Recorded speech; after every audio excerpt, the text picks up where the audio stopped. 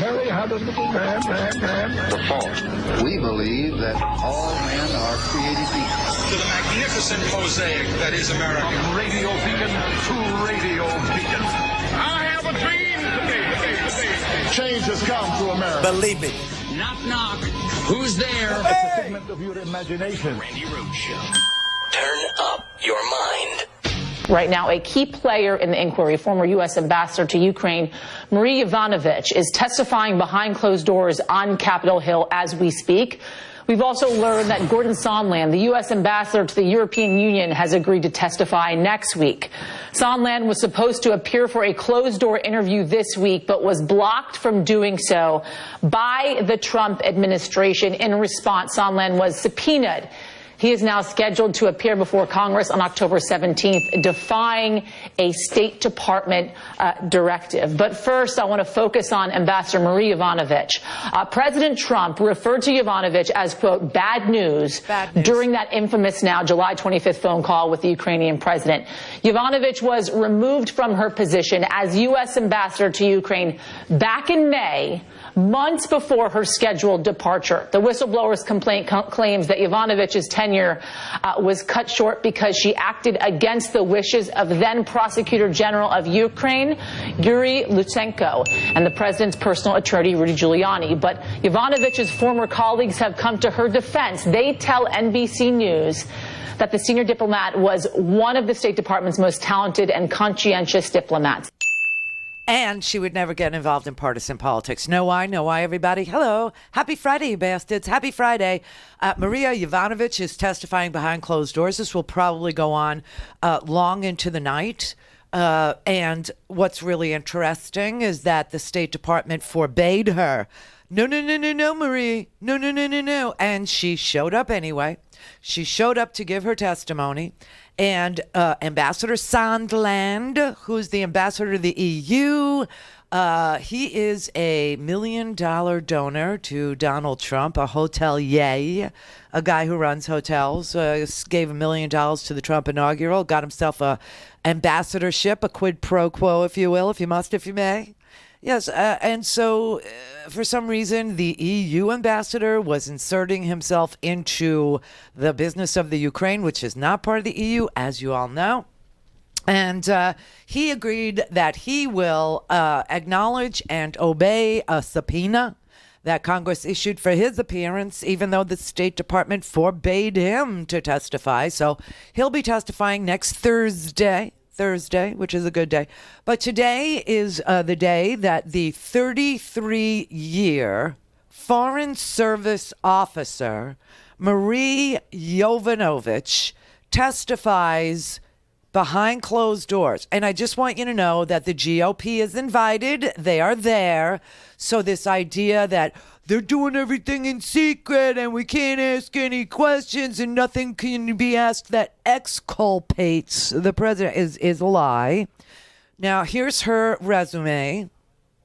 And after you hear her resume, I think you'll agree with me that the proudest portion of her resume is going to be the fact that she was fired by Rudy Giuliani and Donald Trump.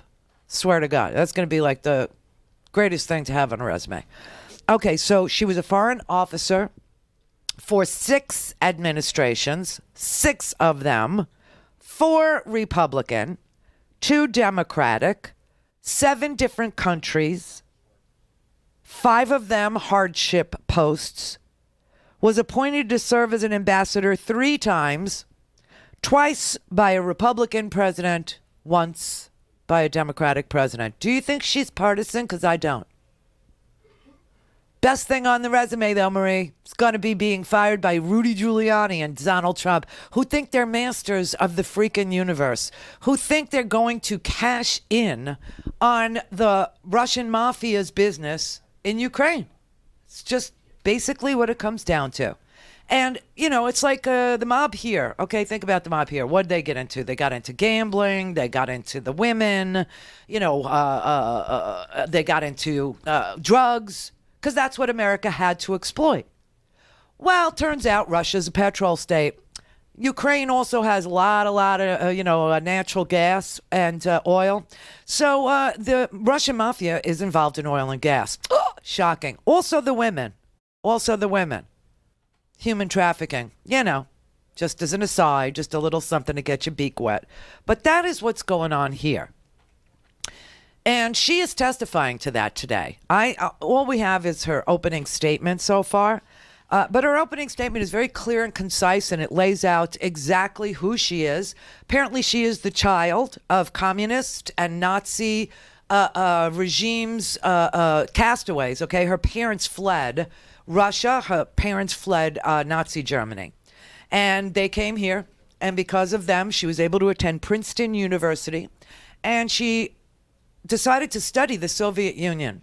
Okay, that was her area of expertise. It is, and then she joined the Foreign Service, okay? So from August 16 to 19, she was the U.S. ambassador to Ukraine. And her mission, as she describes it, was to help Ukraine become a stable and independent democratic state with a market economy integrated into Europe, not Russia. And this is what's got Putin, it's got his panties all in a bunch. Putin wants Ukraine, and he wants that natural gas business, and he wants ports like Crimea, Sevastopol. He wants those things, and he also wants it in the Middle East. But that's the second hat that Putin wears, okay? Now, she lays out the fact that Ukraine has a geostrategic position, that it borders Russia on the east and the oil-rich Black Sea on the west, on the south, and 4 NATO allies to the west. And therefore, it is a critical national security issue for the United States that Ukraine remain free and democratic, and that it resist Russia's expansionism. That is our mission in Ukraine, as you know. When Russia annexed Crimea, when they invaded eastern Ukraine, and they took de facto control over the Sea of Azov, it made it very clear to the United States that Russia had malign interests in Ukraine, and that we could not allow Russia's actions to stand. This is why Russia got involved in picking, the president of the United States. Not that they picked the president for you, but they were involved in influencing you to help them. In fact, it was so bad that Americans were actually organizing rallies that were organized by Russians. But the United States foreign policy is to support Ukraine's desire to be part of Europe. Ukraine is to be supported in its combating Russian influence and aggression. Okay? That is why she was there. She was there to help the anti-corruption efforts that serve the interests of Ukraine. She was there because that serves our interests as well. Corrupt leaders, as you might guess, as we know now, are liars. They are untrustworthy. See what I mean? And so an honest, accountable Ukrainian government makes the partnership between the United States and Ukraine much more reliable and much more valuable to the United States. And so this is the silent war that the United States is having with Russia. You get it now? Good. There are 2 wars, as I mentioned, in Ukraine. There is the war that's an actual fighting, shooting, bloody war where 13,000 Ukrainians have died. And then there is the second war against corruption. When Donald Trump became president, Donald Trump tried to upend this war against corruption. Rudy Giuliani tried to upend this war against corruption and Russian expansionism, see? But then they hit a snag. And that snag was the election of a reformer named Volodymyr Zelensky. Zelensky's #1 priority was ending corruption, fighting the second war in Ukraine. However, the political elite, the entrenched mafia, is having none of it. It's a mob story. all things Randy at RandyRhodes.com. Go for launch. Speaking truth to power, the Randi Rhodes Show. Well, we know that Ambassador Yanukovych excoriates the State Department in the back end of this. She says that essentially the administration has given up on the normal process of diplomacy, and she links that to her own firing, saying essentially that there were forces, including perhaps Rudy Giuliani and his associates, working behind the scenes to poison the president's mind against her. She describes being recalled from Ukraine and told to get on the next plane, brought home, discussing her termination from that role with the Deputy Secretary of State, who confided to her that it was not being done for cause, it was being done because the president had lost confidence in her. We know only what is in her prepared opening remarks, not what will be the length of her testimony, which could go on till this evening potentially. But I think it's worth noting that Yovanovitch's appearance here alone is important. She does so as a current Foreign Service officer, still technically a member of this administration. Just by appearing, she would be would seem be in defiance of the White House, the administration's order to not participate in this impeachment inquiry. She's also doing so without a subpoena. Whether Yovanovitch's testimony alone could open the floodgates to more current or former officials to decide that they too need to come forward could be important, regardless of another word that comes out of her mouth as she continues to testify behind closed doors for at least the next few hours, we suspect. Oh, for God's sake. Yeah, she's defying the White House, and so is Sondland. They're going to testify. He's going to testify next week. She's testifying right freaking now. 33 years in the Foreign Service. Six administrations, 4 Republican, 2 Democrat. I don't think she's a partisan hack. Okay, and she has laid out in her opening statement the things that happened in Ukraine before she got there, which was things that concerned the State Department. One was the production of the Black Ledger that Yanukovych, oh God, all these vitches, right? Bunch of vitches over there in Ukraine. Yeah. But the release of the Black Ledger that showed that Yanukovych had paid Manafort, right? Those Black Ledger, which Rudy Giuliani, he's been subpoenaed, Giuliani too. But Giuliani says, well, I have to ask my client. I don't know who his clients are except for, these Ukrainian freaks that are sitting in Vienna. I mean, they tried to flee to Vienna yesterday and they got arrested. So now they're sitting in jail in Virginia, not Vienna. Wrong airport. But it's just so amazing because this is what they were trying to do. They were trying to Rudy Giuliani was working behind the scenes during the Mueller investigation, which he admits. And this is the crazy part. You don't really need Rudy, to be under oath. He testifies on Fox News. He sits there and testifies on freaking Fox News. And he usually manages to blurt out more incriminating information than the most skilled prosecutor could pull out of a witness. He just sits there and vomits it out and thinks, somehow he's helping himself or he's helping try. It's bizarre what he does on the Fox News. It's really bizarre. But what Rudy was doing by his own admission was he was trying to say and trying to find dirty Ukrainian oligarchs, mafia members, who would swear under oath as if that carries any weight at all. These are all mafia guys. These are all Russian mobsters.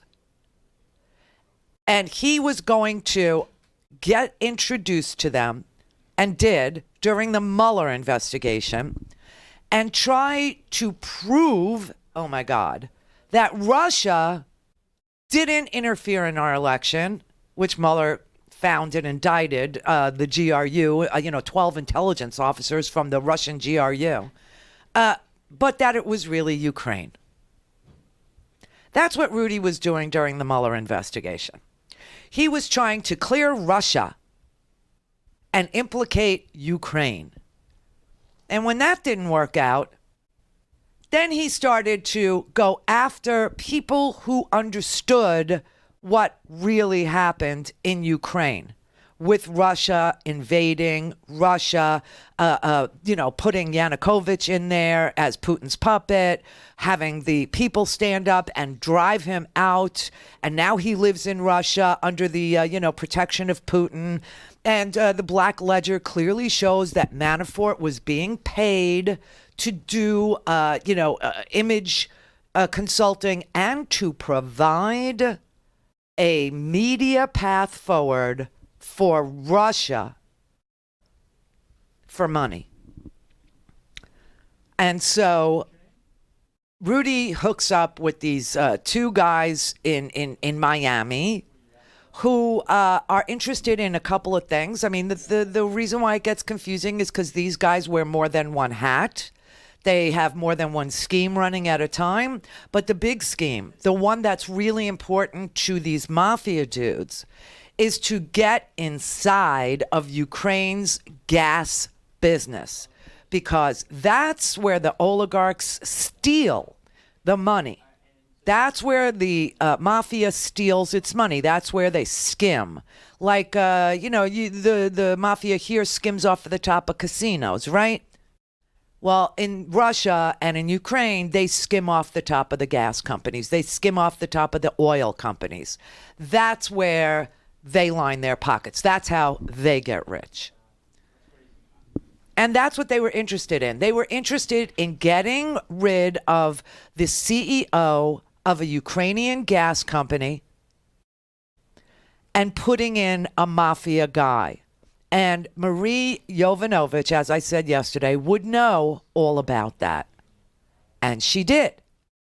So these two mob guys in Miami told Rudy Giuliani, you need to tell Trump he's got to get rid of her. She's the impediment for us to get into this company. And this company has reformed itself.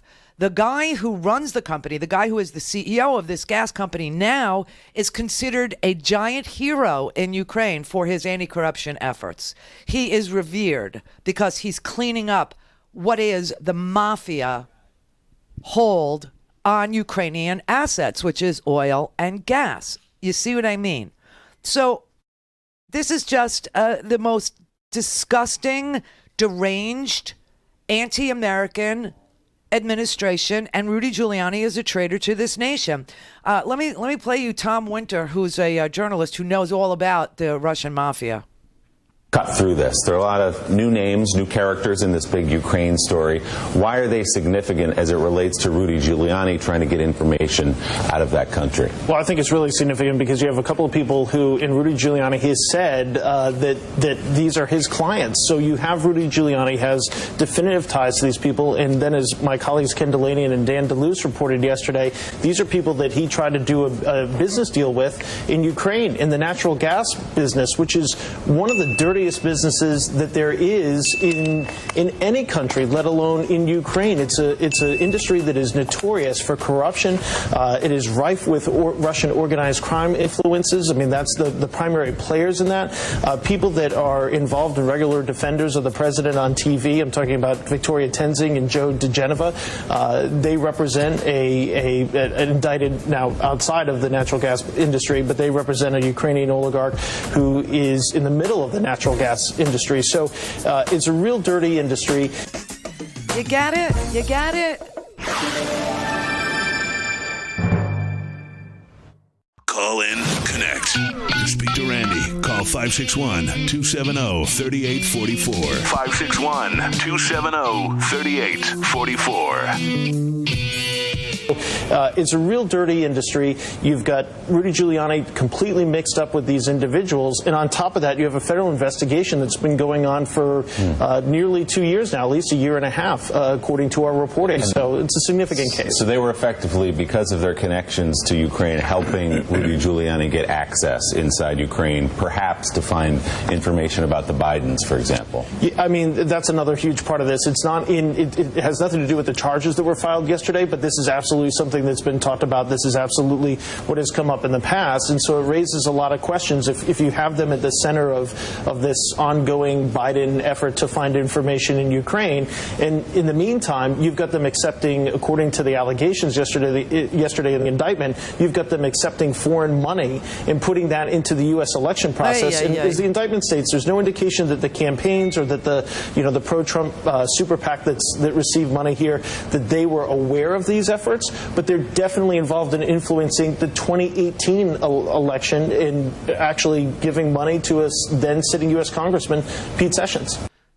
Pete Sessions, congressman from Texas, retired now, right? He's the one that wrote the letter saying that Marie Yovanovitch has to go.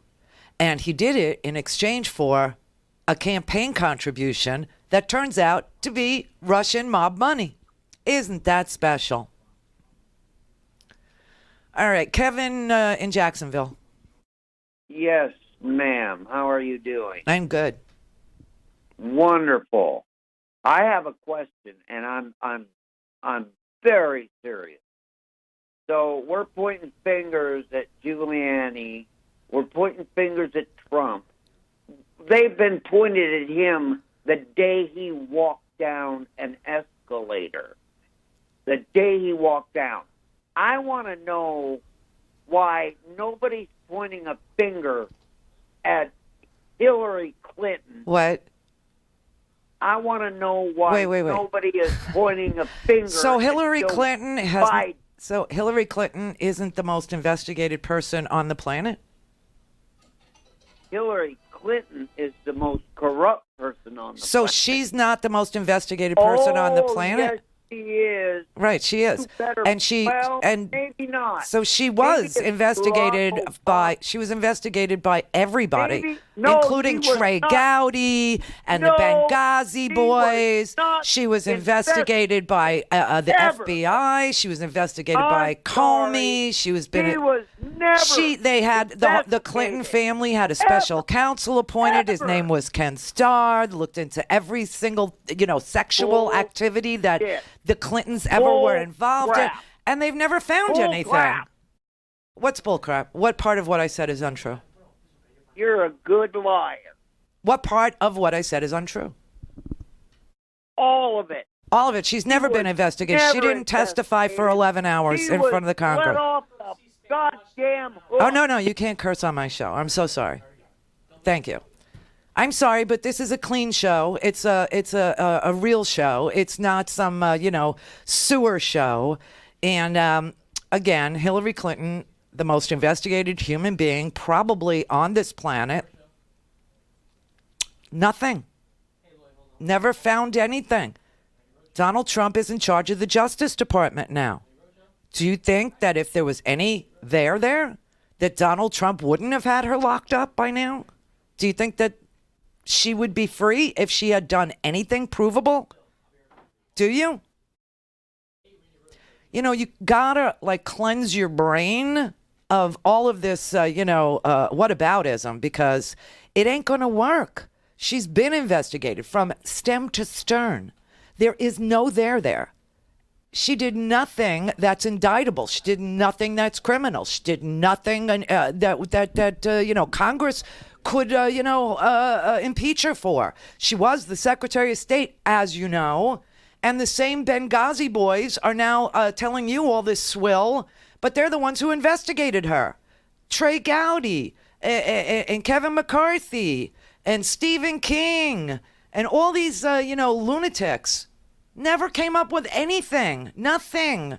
Now, when she was asked to come to Congress, she didn't need to be subpoenaed. She showed up. She sat there as Secretary of State of the United States of America and testified for 11 freaking hours. You had four guys, sadly, ambushed by ISIS in Benghazi, for God's sake. And here you got the President of the United States greenlighting the slaughter, the hundreds of thousands of people that fought with us, our allies, the Kurds, and the president just greenlighted their wholesale slaughter. 4 guys in freaking war-torn Libya, pretty much on their own, in the State Department, killed, and it's Hillary Clinton's fault.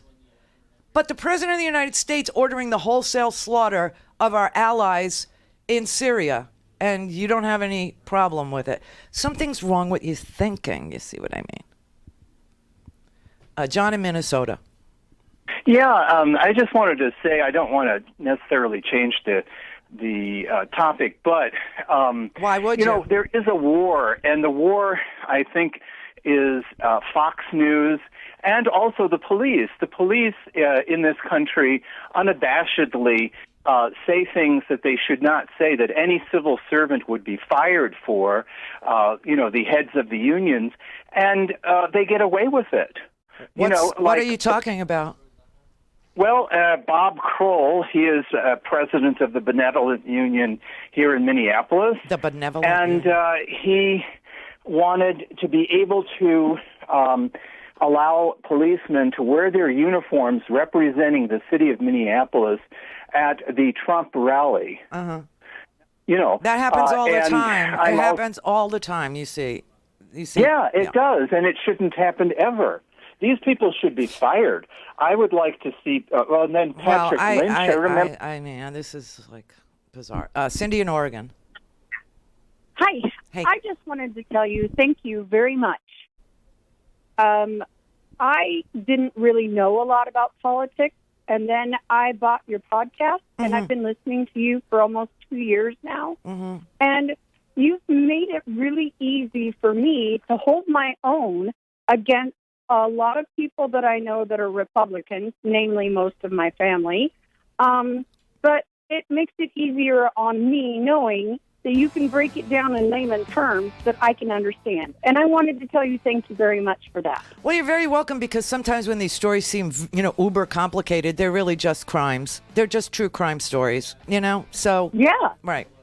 And it's not that difficult. It's just that when people try to cover up their crimes, they weave a tangled web, and they try to obfuscate, they try to muddy up the simple explanation that they were trying to commit a crime. And so the cover up is meant to create some doubt in your mind, you know. But that's what cover-ups are for. You know, it's just a crime. Confusing. It's just a crime. That's all it is. This is this is the president and Rudy Giuliani trying to enrich themselves, trying to be oligarchs, trying to be mob members. That's it. Just watch any mob movie. You'll understand what they're doing.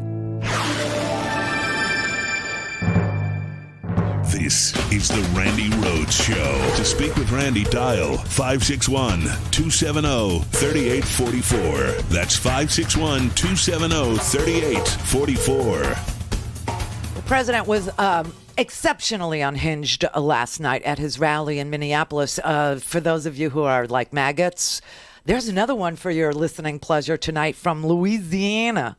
The man is bizarre. I mean, first of all, his kids, Donald Trump's kids, in real time, while he's president right now, have cashed in tens of millions of dollars, okay? Tens of millions of dollars around the globe while their father is in charge of foreign policy around the globe.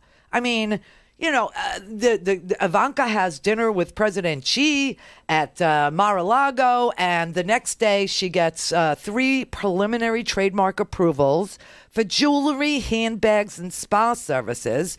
All in all, to date, she has gotten more than a dozen Chinese trademarks since entering the White House as a senior advisor to the President of the United States. She has access to the world's second largest economy. You've got the children acting as bagmen all over the world in India while the president stands on a stage and praises, Modi. You've got both brothers traveling on Air Force One endlessly. They are dining at Buckingham Palace with their father. They speak at the rallies. Last night, Eric Trump opened up for his father. They own $130 million in assets across 30 different countries, including countries that we're not friends with or should not be right now, like Turkey. They've got Trump Towers, plural, Istanbul, okay? You've got the Air Force overnighting at his golf club in Turnberry in Scotland. They've generated $100 million in income since their father's been president, and they know nothing about nothing either, okay? They know nothing. I mean, Don Jr. is a drunk. But that doesn't stop the president of the United States from, trashing Joe Biden's son while his kids are doing exactly what he's accusing Hunter Biden of doing? 2 months after President Obama put Joe in charge of Ukraine policy, they put Joe Biden in charge of Ukraine policy. Listen to this, and the press will not write it. They say, in totally unsubstantiated charges, every time they talk about him, President Trump has said that his son walked away with a fortune. Now, you know that's a totally unsubstantiated charge. Really? Yes. Really? It's not unsubstantiated, it's fact. Joe's son, Hunter, got thrown out of the Navy, and then he became a genius on Wall Street in about 2 days. By the way, whatever happened to Hunter? Where the hell is he? He's in Los Angeles. Where the hell is he? It's like he asks a question that is easily answered, but the maggots don't know the answer, so they go, yeah, he's disappeared. Like Rudy was fleeing to Vienna. I mean, they had this Parnas and Fruman guy who did get Maria Yovanovitch fired from the ambassadorship. 33-year State Department Foreign Service employee. They got her fired so that they could insert their own henchmen, their own mafia friends, into a gas company that had decorrupted itself in Ukraine, right? And so they're trying to get somebody who is corrupt into that gas company. And at the same time, they're introducing Rudy Giuliani to dirty prosecutors in Ukraine who will swear under oath that Hunter Biden is some sort of criminal. And yet Donald Trump controls the entire Justice Department and can't lay a finger on this kid. If he could, he would. If there was something he could prove, Hunter Biden would be in jail. If there was something he could prove, Hillary Clinton would be in jail. The problem is there's no there, but with these kids, there is. With Trump's kids, there's 100 million reasons why they are compromised and that their father is embracing these autocrats and dictators because they have interests in these countries. I mean, it's just an amazing thing. And then he decided to keep it really classy. 2 months after President Obama. Oh, wait. No, this was it. And your father was never considered smart. Oh, my God. He was never considered a good senator. What? He was only a good vice president because he understood how to kiss Barack Obama's ass. Keeping it classy, San Diego. That's your president. Keeping it real. He's a real class act, isn't he? Now, I don't want to say the obvious, but I think Mike Pence might be under his desk. But somehow, Senator Biden, Vice President Biden, isn't a smart man. I don't know. Because he's a butt kisser. Really? I mean, who was underneath that podium? Pompeo? I mean, really, who was down there? Yeah, it's such projection. It's everything we're doing, we're going to accuse others of doing. Everything we're doing, we're digging up dirt, we're going over there, we're hiring mafia dudes, we're going to, whatever. We'll blame Ukraine for the hacking that Russia did because we want to do business in Russia. It's just so sick and twisted and off the rails. And, the sad part is these guys are super, super sloppy. Truly, they're disgustingly messy. This is a slop shop. This is the Keystone Cops. It is. Evan McMullen, let's pull back and look at what this story is in its basic shape. Close advisor to the president, Rudy Giuliani, on a special mission for the president, Rudy Giuliani, engages these two guys to help him out. And tonight, those two people who were invited to the White House for dinner with the president because they were so valuable to Rudy Giuliani and the president on the Ukraine mission, those two people are indicted and arrested. That's right. I think we have a lot more, obviously, to learn about these guys. But let's just keep in mind, what we know already. We know that they were funneling money that came from a Ukrainian with Russian roots and Russian ties. So could that be Russian money, actually? So who were these guys to have those contacts? That's interesting. They were in the middle of an effort to get the U.S. ambassador at the time fired and replaced. They were, helping Giuliani pursue foreign election assistance for the president. They were involved in funneling illegal money, as they were indicted on today, to U.S. politicians. I mean, I really, these guys were a nexus of activity, and I believe there's a lot more to learn about them, a lot more to learn about their activities. We know they spent time in the White House and with the president, as you showed, obviously with Giuliani, but who else knew about them? What other contacts did they have in Ukraine, in Russia, in the United States, in the administration? Guys like this, especially guys who are this sloppy, which I got to tell you, they seem quite sloppy. They leave a lot of trail, a lot of crumbs, a lot of evidence along the way of their wrongdoing.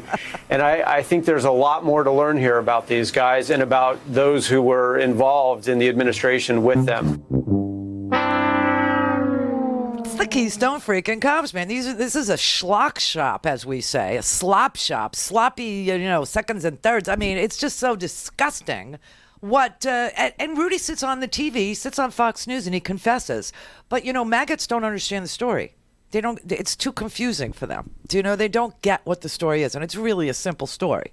So these two guys, they were wearing two hats. One, they wanted control of this gas company that had cleaned itself up and is not corrupt any longer, and they wanted to take it over again and put their mob elite, the mob bosses from their circle back into this gas company. So they were saying to Giuliani, you help us do that, and we'll get you in touch with two disgusting, dirty prosecutors who have, one's been voted out by the parliament, which is called the Rada in Ukraine. Okay, 289 votes to remove Mr. Lutsenko. And Viktor Shokin, also a dirty prosecutor, will give you access to them, and they will swear that Ukraine did the hacking, that it was Ukraine, not Russia, which is bizarre. It's just so crazy. And that's what the whole thing about CrowdStrike is. See, CrowdStrike did the forensic work on the DNC server, which, by the way, is not missing. The DNC server is on display for all to see at the DNC Washington, D.C. headquarters. I know this because they have studios there, and you can broadcast out of those studios, and I've been there. And guess what's there? Nixon's file cabinet that the burglars broke into at the Watergate Hotel, and next to it on a little snack tray is the DNC server that was hacked by Russia. There were Russian GRU intelligence operatives' fingerprints all over that server, and that server is there. It's physically there. And Donald Trump keeps saying they dumped it in Ukraine. It's so the lot, but the Cult 45 members, the QAnon people, the maggots, they can't process this. I don't know what it is, but it's too complex. They're like Lawnmower Man. I never knew it would be so complex. But it isn't. It's a simple magician's trick. Look over there. Look over there. It's, distraction.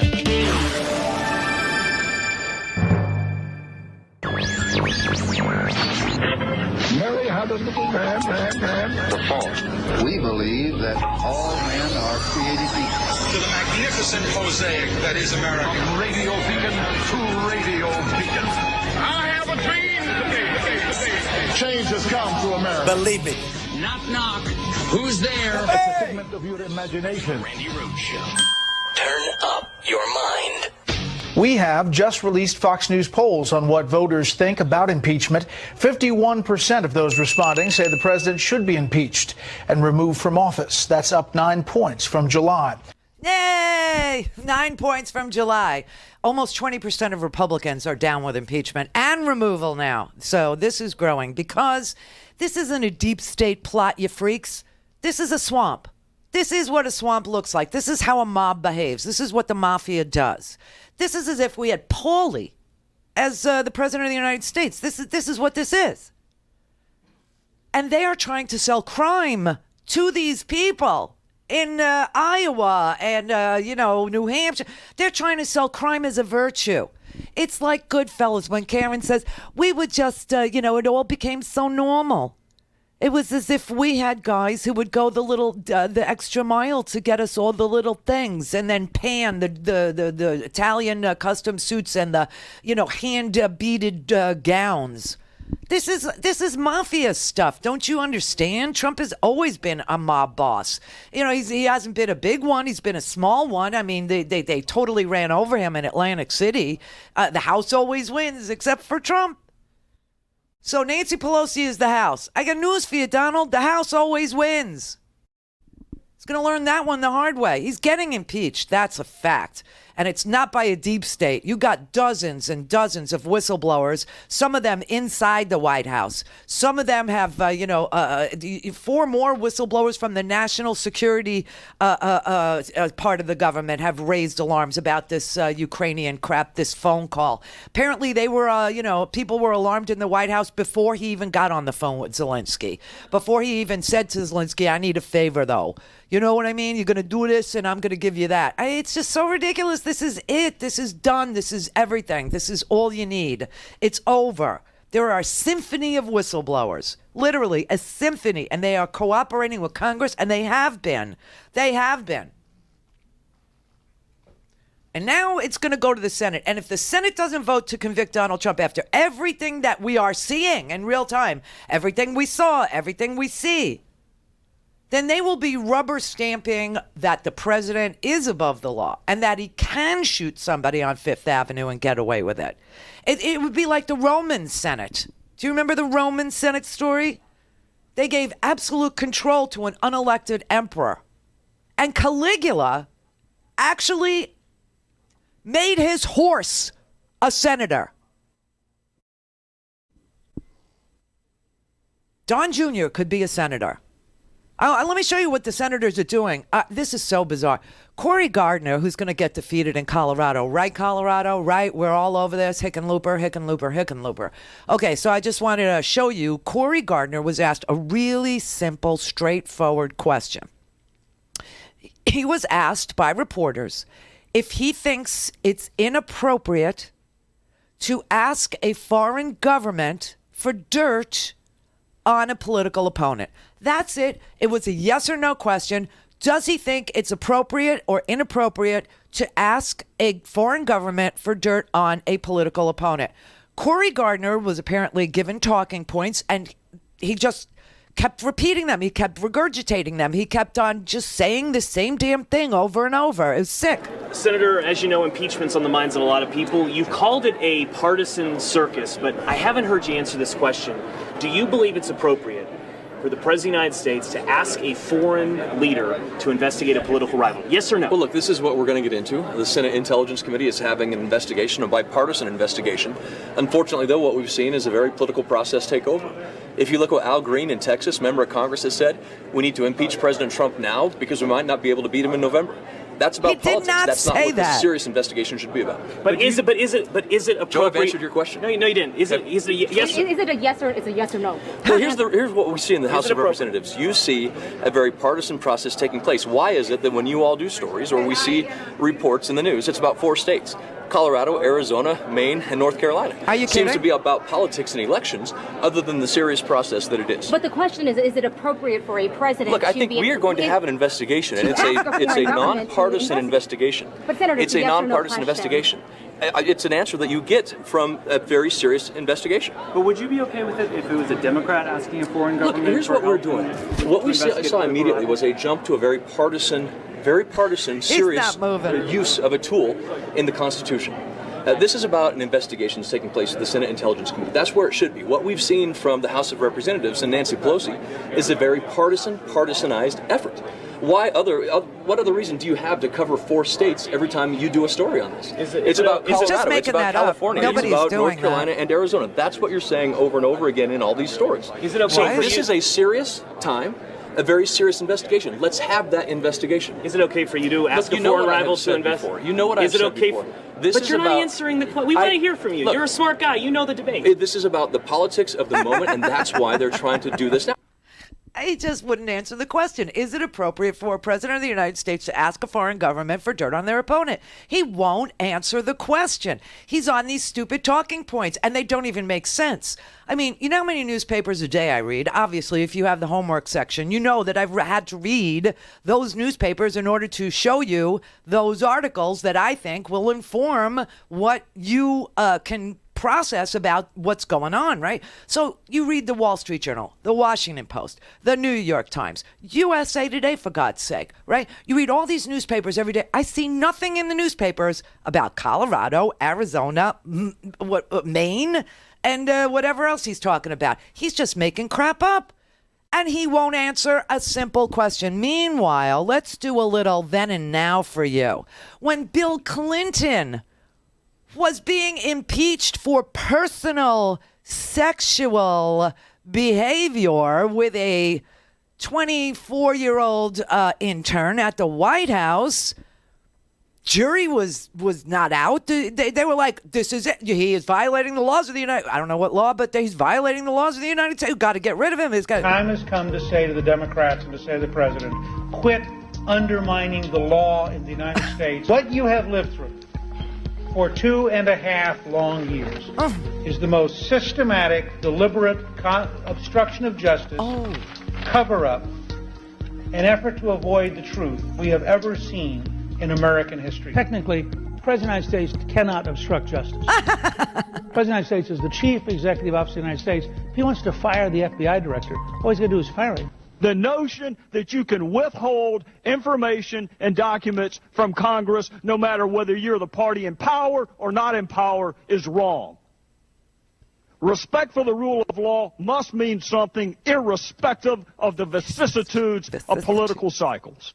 Well, Congress, as a co-equal branch of government, can ask for whatever they want to ask for. Now, it doesn't mean you have to show up, and it doesn't mean you have to talk, and it doesn't mean you have to produce documents. Article 3 of impeachment against Richard Nixon, the article was based on the idea that Richard Nixon, as president, failed to comply with subpoenas of Congress. The day Richard Nixon failed to answer that subpoena is the day that he was subject to impeachment because he took the power from Congress over the impeachment process away from Congress, and he became the judge and jury. So he's concluded, I think rightly, there's no obstruction of justice here. To think otherwise really is silly. They are such front-running phonies, man. It's where they stand depends on which side of the aisle they sit. They don't have any principles. They don't believe in rule of law. They don't believe in 3 co-equal constitutionally empowered branches of government. They believe in a unitary executive as long as it's their executive. They believe the president can do whatever the president wants. He can't obstruct justice. He could take dirt from a foreign opponent. The foreign opponent can insert themselves into American. It's all okay. You could kill our freaking allies. You could call for the wholesale, slaughter of people that fought shoulder to shoulder with us. I mean, our troops were ordered to stand down. Isn't that what Hillary Clinton was accused of doing in Benghazi? Except it didn't happen. But in this case, it did, and Trump announced it to the world. Sick! It's so twisted. All things Randi at RandiRhodes.com. Go for launch. Speaking truth to power, the Randi Rhodes Show. I don't know those gentlemen. Now, it's possible I have a picture with them because I have a picture with everybody. I have a picture with everybody here. But somebody said there may be a picture or something where at a fundraiser or somewhere. But I have pictures with everybody. I don't know if there's anybody I don't have pictures with. I don't know them. I don't know about them. I don't know what they do. But I don't know. Maybe they were clients of Rudy. You'd have to ask Rudy. I just don't know. That's like, you have to ask Michael Cohen. I don't know. I don't know anything about the payments to Stormy Daniels. You have to ask Michael Cohen. It's the same damn thing. He hasn't put Rudy under the bus yet, but the bus is going very, very fast right now. Very fast. And it's just going to run Rudy right the hell over. It's just unbelievable. But here's the lie here. These two guys, they gave $1 million. They gave more than $1 million to a Trump PAC. He had dinner with them at the White House. There are photos of them dining together. Rudy and these two guys were having coffee at the Trump International Hotel in Washington, D.C. just before they fled, or tried to flee, to Vienna. And guess what? Rudy was going to be on the next plane to meet them in Vienna. Must be some awfully good sausage there. Or waltzes. This is unbelievable to me. Everybody was fleeing. They're fleeing the interview. They're fleeing the interview. They're fleeing the interview. Oh, my God. And for what? All this for what? For a little bit of money. And it's such a beautiful day.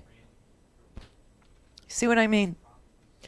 This is a tangled web because they practice to deceive. They don't care about peoples. They don't care about democracies. They don't care about American foreign policy. They don't care about humanitarian crises that they create. They don't care about ISIS. They don't care about your security. They care about enriching themselves. They care about being rich, like uber rich, like Saudi rich, which is why they looked the other way when the Saudis dismembered with a bone saw a Washington Post reporter.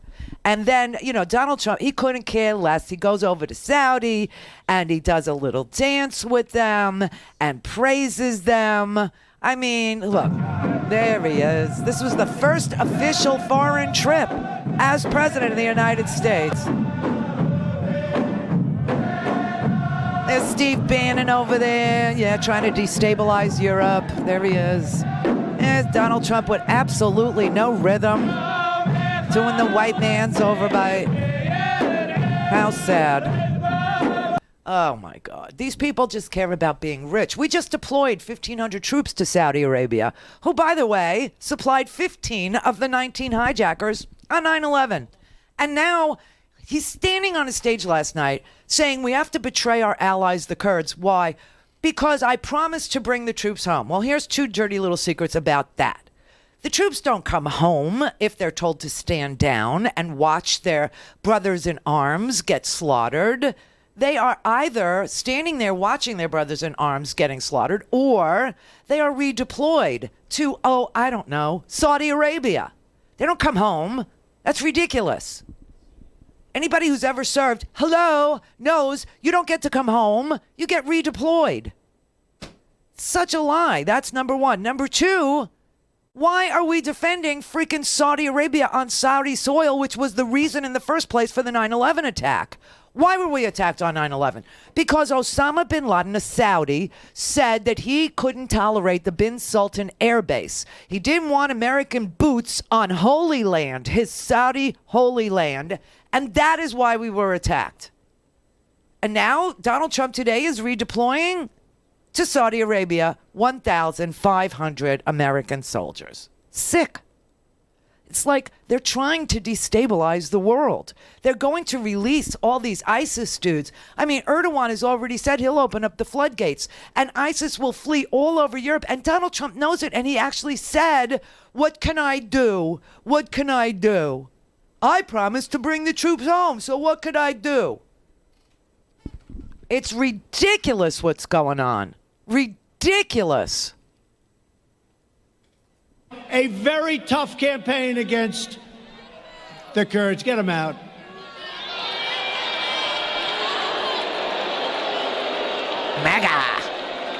Maggots. Colt 45. So Turkey is right now waging a very tough campaign against the Kurds. We got along with the Kurds. And we help the Kurds. And don't forget, they're also fighting for their land. You know that. But they're fighting. So we have three choices. You ready? Here are the three choices. We don't have any soldiers there because we've left. We won. We left. Take a victory, United States. We left. Take a victory. Take a victory. Oh, my God. All right. Here's what's really going on over there, okay? These two reports are really earth-shattering. I want you to listen. The Turkish Air Force F-16s will first bomb the villages around these larger towns, bomb them, also fire artillery. Then, once they've softened the ground, they will advance. This offensive has one objective: to drive out Kurdish militias. These are the Kurdish militias that have been working with U.S. troops in Syria for the last 4 years to fight against ISIS. Turkey sees them as a threat to national security. Turkey sees them as terrorists. Turkey does not like that these Kurds have set up a mini state here in northern Syria, and it is that small state that is under attack right now. And it is not just the conventional Turkish forces, they are also using irregulars. They're also using militias. And U.S. troops are watching all of this from the sidelines. They are back on their bases. They've been pulled away from the front lines. They have no orders not to confront the Turks. They have orders not to help the Kurds in battle. So their orders are effectively to stay out of this, which puts them in a very difficult position because, of course, Turkey is a NATO ally, it's a U.S. ally, but the Kurds have personally been working with the American troops in this country, so there are personal bonds as American commanders here watch the people that they have been fighting shoulder to shoulder with against ISIS for 4 years face Turkey, an enemy that these Kurdish forces cannot match. Our soldiers are watching. They've been ordered to stand down and allow their brothers in arms, the guys who they lost 10,000 people, the Kurds did, because the United States did not want to put boots on the ground in Syria. So we did a very limited, difficult to achieve special forces, intelligence-based operation. And we helped the Kurds, and the Kurds said, we'll take this on for you. We will fight ISIS. We will get them out of Aleppo. We will get them out of Raqqa. We will beat them back. We will take custody of them. We will house them. We will feed them. We will jail them. We will hold them. And now all of a sudden the president has said to our American forces, stand down and watch them get slaughtered. You have to watch. And the commanders are watching from the bases, the frontline special forces guys who trained these guys, who taught them. I mean, do you know the Kurds wear American flags on their uniforms? I wonder if you even know that. And our soldiers are being told to watch the slaughter. Just watch this. This is your president. This is your president. And they're literally weeping. They're literally crying. It's a massive freaking slaughter of our allies.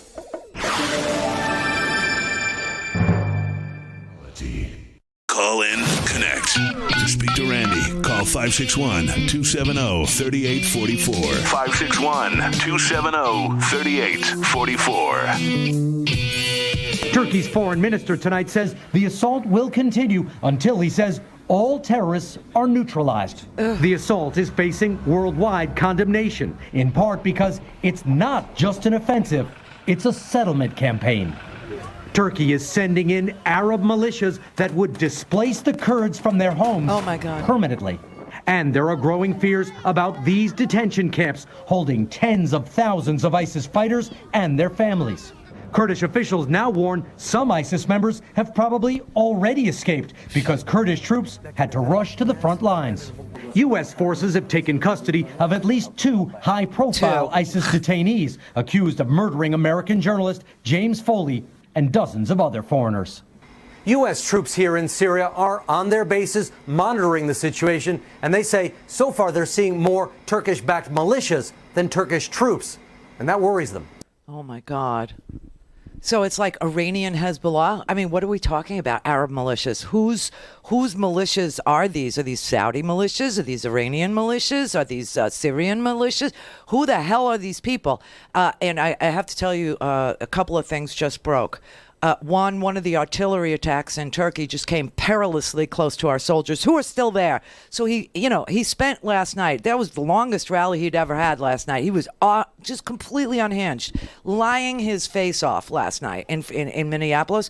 But he said, we brought our troops home. The troops are there. They're there watching their friends, their brothers, their fighting buddies get slaughtered, and they've been ordered to stand down while they're slaughtered, which is what Hillary Clinton was accused of in Benghazi, right? That there was an order to stand down, and four U.S. State Department officials were killed, unfortunately.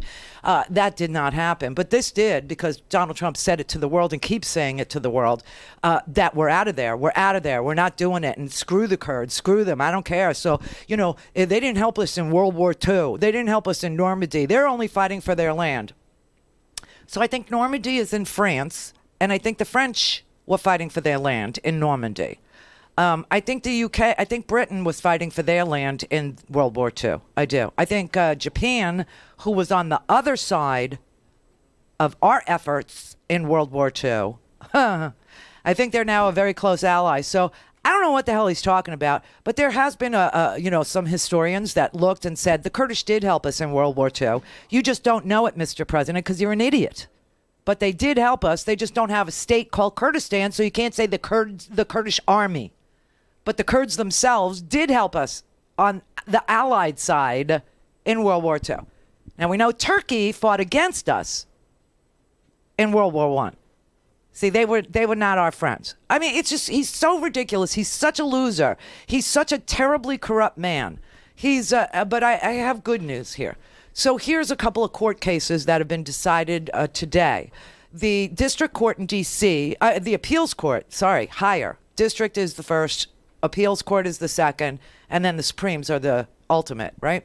So an appeals court in D.C. ruled that Donald Trump has to comply with the subpoena to produce his taxes. Now, here's where we'll go next, right? I just gave you the order of things. District, appellate, Supreme. So if the Supreme Court says we don't need to hear it, there is absolutely nothing that's in conflict with the Constitution, so we don't need to hear this case, then the appellate court's decision reigns. The appellate court's decision rules the day. And Mazars will have to turn over 8 years of Donald Trump's taxes. So here you have the appellate court. Now, on the other hand, if they write a writ of certiorari, which is a request to the Supreme Court to hear the appellate court's decision to challenge the appellate court, and the Supreme Court says, yeah, okay, we think there's a constitutional issue here, and they take it, which I doubt, then we would have to wait till June of next year, right before the election, right? Because the Supreme Court, you have to prepare oral arguments, you have to get on the calendar, blah, blah, blah, and then they issue their decisions in June and July. So we'll see what the Supreme Court says. Another court decision came today. This is from a district court in West Texas. A West Texas district court for the Western District of Texas found that Donald Trump's proclamation declaring a national emergency at the southern border is unlawful, is a violation of American law. Oh, yeah. They said that the fund moving what was appropriated by Congress to go to the military, to go to the Pentagon, by the way, for the repair of on-base housing that contains mold and termites falling from the ceiling and electrical wiring that causes fires, in the middle of the night. These women all testified. Of course, the maggots don't want to hear from the troops, the actual families who are living in on-base housing, about what a nightmare their living environment is, what a nightmare it is for their children, how schools are crumbling, how their houses are, full of, radon and mold and mung and disease, and the electrical is catching fire, and termites fall from the ceiling. And they didn't want to hear. So that's the money that he stole, right, to build a stupid wall. So the district court for the Western District of Texas found that is unlawful, and that violates the Appropriations Act, which says only Congress can spend money. So he's losing. He's losing everywhere he goes because he is violating the law over and over, in simple ways, in big ways, small ways, and in massacres. The United Nations met yesterday to condemn Turkey on this wholesale slaughter of Kurdish people, who are men and women. Literally the Syrian Defense Forces, the YDF.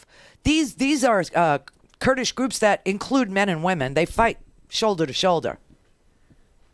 Some of them are Christian Syrians. Some of them are, Arabs. Some of them are Persian. Some of them are, Iraqi. Some of them are, Turkish. They are not religious. They're not, and he's saying, you could slaughter them. You could just, you could kill. So the United Nations said, hell no. Erdogan is a dictator. Erdogan is, committing genocide, ethnic cleansing, and it's a humanitarian crisis that he's about to create. And the UN puts its foot down and says, no, You know who voted not to condemn? The United States and Russia. Isn't that special? Even the Saudis are perturbed. You know what this is? This is what Rudy Giuliani said. When Rudy Giuliani was asked on Fox News, what is your mission? What exactly are you doing in this situation? This is a State Department, we have an ambassadorial level that's involved in all of this. Why are you the president's personal attorney? What is your personal mission? What's your mission? To disrupt the world. And there's the truth. It's to destabilize the West. And guess what, everybody? We're the West.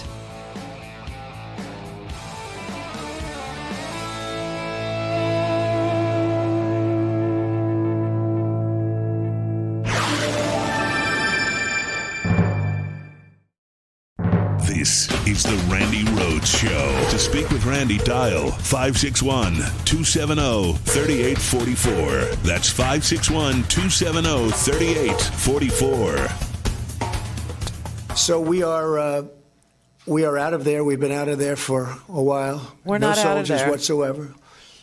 We are taking some of the most dangerous ISIS fighters out. We've taken them out, and we're putting them in different locations where it's secure. In addition, the Kurds are watching, and if the Kurds don't watch, then Turkey's going to watch because they don't want those people out any more than we do. But we have taken a certain number of ISIS fighters that are particularly bad, and we've wanted to make sure that nothing happened with them with respect to getting out. And I think we're doing a great job. I think the people of this country, I campaigned on ending the endless wars. We're all over the world fighting wars. Half the places, nobody even knows what they're doing over there. He just sent 1,500 troops to Saudi Arabia, for God's sake. Are we stupid, Mr. President? Do you think we're idiots over here? You think none of us... I know. He thinks everybody like me, who ever put on a uniform for the country, we're suckers. Don't you get it? We're suckers. We die for our country. Only a sucker does that. His kids will never be suckers, and he will never be a sucker. His daddy told him, go get a bone spur, diagnosis. You're not going over there. For what? Sick. This is really heinous what's going on right now. Really, this is the lowest of the low. And if if it doesn't crack apart the Senate wall, the only wall that he's built is the wall of GOP senators. That's the wall. I love the way he's, it's a real wall and it's being built less. I'm like, what is he talking about? There is no real wall that is being built anywhere because people have land there and none of it has been surrendered. There's not even, offers to buy the land. There's nothing. He has no money to spend on it. The court just ruled that it was unlawful for him to spend a nickel on it. I don't know why people believe anything this man. Look, I'll say this. When I watch Goodfellas, I like Henry Hill, okay? I like his character. I like his sense of humor. I like everything about him and Karen and all that. But somebody's going to get whacked in the end, and then you don't like him so much. Timothy in Vermont. Hello. Bill in Seattle. Hey, Randi. Hi, Bill. Yeah, my point exactly. This is like Goodfellas, The Godfather. Somebody is going to get whacked, and it ain't going to be pretty. Okay, here's my biggest fear, and I just want to say this out loud to get it on the record so that, when or if this, God forbid, happens, and I'm saying God forbid, okay, that every American understands it's a setup. I got a sick feeling that if Donald Trump is, removed or on the way out, or Rudy Giuliani starts singing like a canary, or, some of the Parnas and the Frumans and the other whistleblowers, that they catch dead to rights this president, that something bad, God forbid, will happen to President Trump, and that it will be at the hands of Russia, but they will make it look as if, Antifa or some American, did it. and turn this man that they had to get rid of into a martyr for QAnon, a martyr for Cult 45, a martyr for maggots. Well, and they could make it look like he had a heart attack so easily, and it's so believable. But a heart attack's pretty benign. I'm talking about something, really ugly that looks like a murder, except that, it was something organized and it had nothing to do with anybody from another side of the aisle, much more to do with somebody on the other side of the freaking Baltic. Well, he could give him some polonium tea. It'd be a pretty horrible death, but boy, if you're looking for you're missing my point, and I really am frustrated with you right now because it is a very serious situation that would tear America apart. And I don't know if you saw Howard Fineman last week on Chuck Todd. No. You don't see Howard Fineman much on TV anymore, but he expressed the same exact thing. Did he? And Chuck Todd kept trying to kind of talk him down, and he was getting kind of emotional, saying, look, this is a lot worse than we all even know. It is. Something very, very bad. No, this is huge. This is the mafia on steroids. This is the mafia controlling the most powerful democracy on the planet, the most powerful military on the planet. He keeps making a point about how powerful the military is, but he won't use it. You see what I mean? He won't use it. He will let our allies get slaughtered rather than use it. So somebody is telling him what to do, and if they don't like what he's doing and something happens to him, trust me, they're going to make it look like some opposite, group, the Democrats or whatever, did it and turn this man into a martyr and tear this Western democracy, the greatest democracy that has ever come down the pike, apart. No, I think you're absolutely correct. I'm on you, 110%. And I think that it's going to get nasty. It kind of reminds me. I'm kind of hoping for if you've ever seen the movie Downfall. If you haven't seen Downfall, where it's Hitler's last days in the bunker, and people are just putting guns to their heads left and right, and just I'm out of here, boom. And I don't think it'll get that. That actually takes a little bit of guts. None of these people have that, right? So. Well, I don't know. You might see it over there. People are like that. Maybe in. No. I don't know what's going to happen. No, these are pampered. These are pampered orange men. Okay, these are not Nazis that have been in the bunker for 5 years. They're not there. Okay, these are mafia dudes. Okay, they will say who's to blame and that this guy's got to be whacked. You know what I mean? This is a really big, dangerous game, and it's being played with the heads of governments now. So you got like the heads of the 5 families that used to operate in Brooklyn and a part of Queens. Well, now you've got them in charge of the most awesome freaking military in the history of this planet. This is really bizarre that this has happened. It's really, really, really, really scary for me, and because I understand it, and it's really uncomplicated. I would suggest you just go watch, an easy movie to watch is Goodfellas. It's easier than Godfather. Godfather's like getting an MBA in mafiosos, right? That's advanced learning.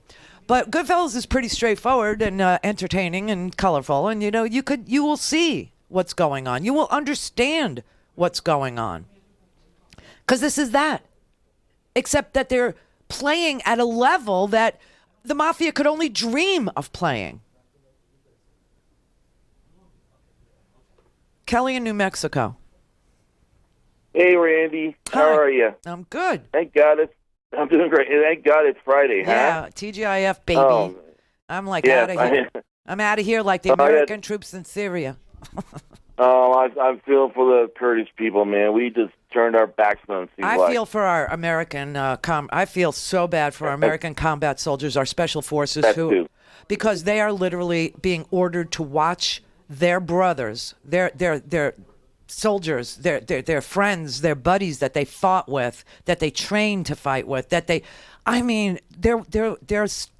having to watch them be slaughtered. It's like some sort of weird freaking torture that this president has presented them with. Oh, absolutely. Absolutely. And I compare him to Caligula. He is Caligula. He is Caligula. Look, I mean, just all the thing is just have orgies in the White House, wherever, and every rally he goes to, just bring on the lions, the tigers, all that. It's just sick. Oh, you mean the Coliseum? The Coliseum, yeah. The Coliseum, yeah. I was talking about. What do you think is okay? So in modern times, the Coliseum is now the stupid Trump rally. That's their. There you go. It is. It is the new. Yeah. It is the new Coliseum. I mean, it is what it is. I hate to say it, but Adolf did this. Okay, Adolf, perfected the Hitler Youth and the rallies and all that. And Trump just took a page from that.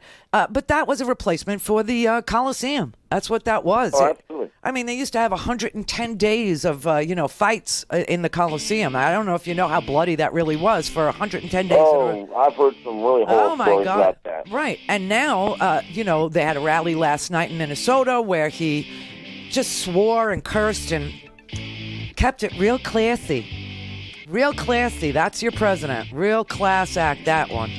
And tonight he's in Louisiana. Is going to be even more off the hook. Just lying. And all this is going on to distract you from the fact that the courts have ruled against him today.